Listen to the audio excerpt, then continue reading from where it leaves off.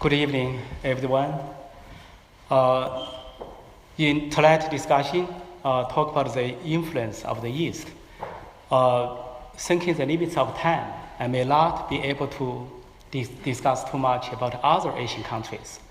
I will focus on the country that frequently comes to mind, the rising Red Empire of China, which is now the second largest economy and the newest superpower.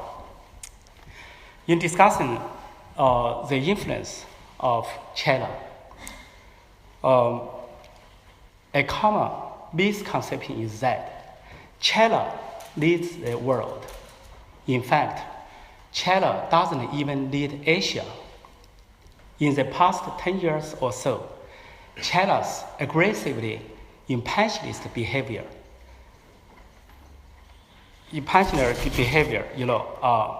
set up antagonism with neighboring countries, attracting hostility from all sides and placing China in an isolated position.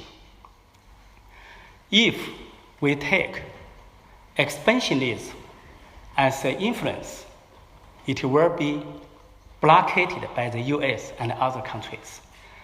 In other words, this influence will not last long. Another common misconception is that China will replace the US in leading the world.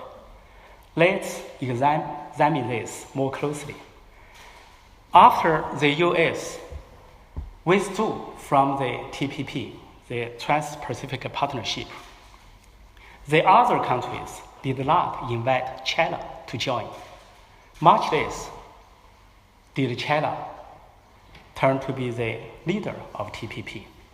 The reason is very simple. China is infamous for not following the rules and for going back its own word. And China cannot meet the TPP's free trade regulations, the high threshold of TPP.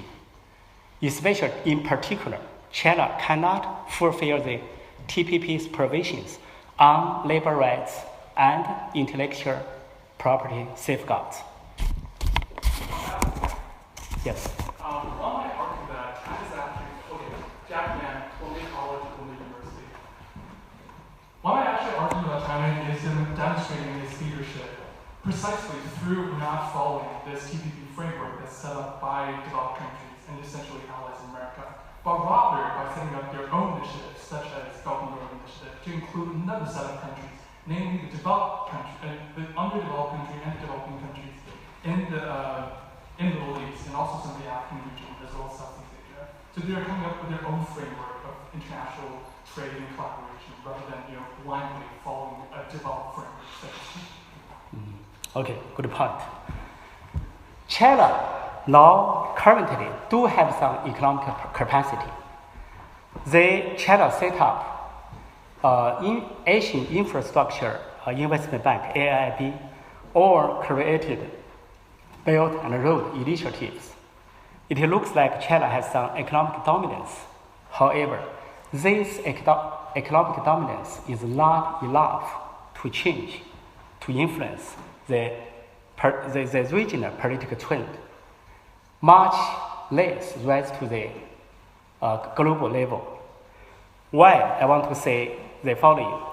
Okay, another common conception is that China will replace, while the US, another misconception said, while the US is withdrawing free trade, China will lead free trade. However, one of the prerequisites of free trade is the free flow of information. How other countries expect China when China closely off from free information, establishing the great firewall to isolate the Chinese people from the rest of the world is extreme isolationism. It's true, as I said, answer your question, the Belt and Road. I want to talk something about Belt and Road Initiative. It wasn't not only Western countries have cold-shouldered to build and those initiatives. Even among countries closely related to China, like Pakistan, Nepal, and Myanmar, they rejected or cancelled China-funded hydropower plants or dam projects one by one. Why? The reason are because China's asking price is too high. Mostly, China is demanding 90% of the profit, or because China's loan condition is too harsh, or because the projects would harm the environment. If we can compare Belt and Road Initiative with the Marshall Plan, which the US used to aid European countries after World War II, we can see the actual outcome of Marshall Plan was mainly benefiting other countries.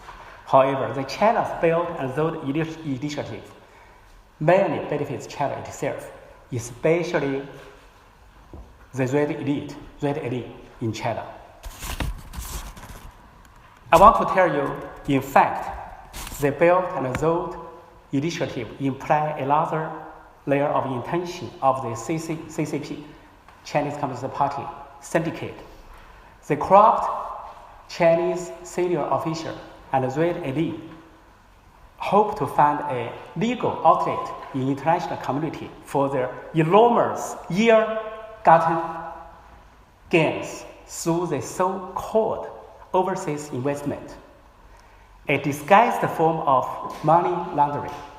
This may be the most brilliant and secretive money laundering in the world scheme today.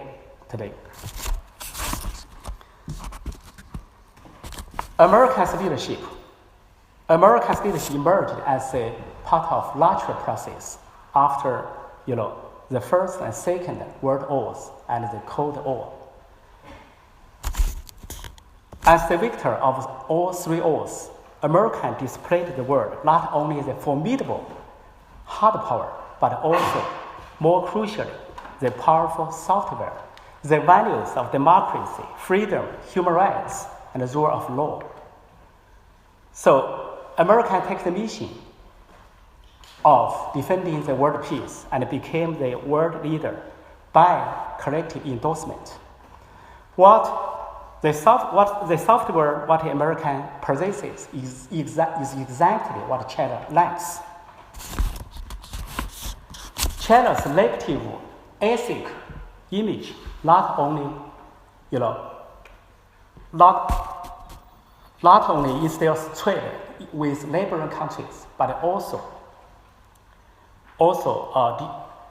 stir hostility with China, closely related China regions, even in China itself. Beijing has declared Taiwan is an integral part of China, but most Taiwanese do not identify with China. Hong Kong, once a British colony, returned to China 21 years ago. But the people of Hong Kong continue to reject the Chinese system. In other words, the Chinese influence does not go beyond its borders, not even to Hong Kong, only to Tibet and Xinjiang under protest. Under protest. In fact, the majority of Tibetans and Uyghurs do not identify with China. The China's influence, the so-called China's influence, cannot go out of the border, can only enjoy it within its border. Once it emerges into the outside world, it's dead on arrival. Because of time, I have to skip something. As one of the protesters of 1989's democracy movement and a political prisoner of Chinese government, I have witnessed the tyranny and darkness of the CCP's rule, which is much more hideous than anyone outside can imagine. In 29 years since the Tiananmen massacre, I have watched the CCP's dictatorship has intensified not only in separation within China, but also in expansive needs out of its borders. When people speak of the China threat, I can't help but say there's no China threat, or only a CCP threat, a threat shared by Chinese people and the world alike. For China, I'm going to end. I know my time is running out. I'm sorry.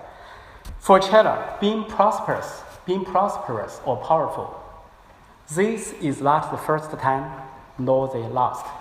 In the history of thousands of years, there have been many times. However, because the political system has never been changed, dictatorship, then dictatorship. So then, the power has never been constrained, finally resulting unavoidable official corruption.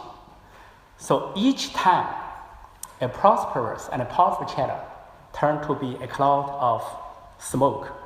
Today's China, continuing to reject democracy and the rule of law, will certainly repeat the failure of history. At this time, so I ask you to join me in opposition of this motion, because there has no enough evidence to show the future belongs to the East. Thank you.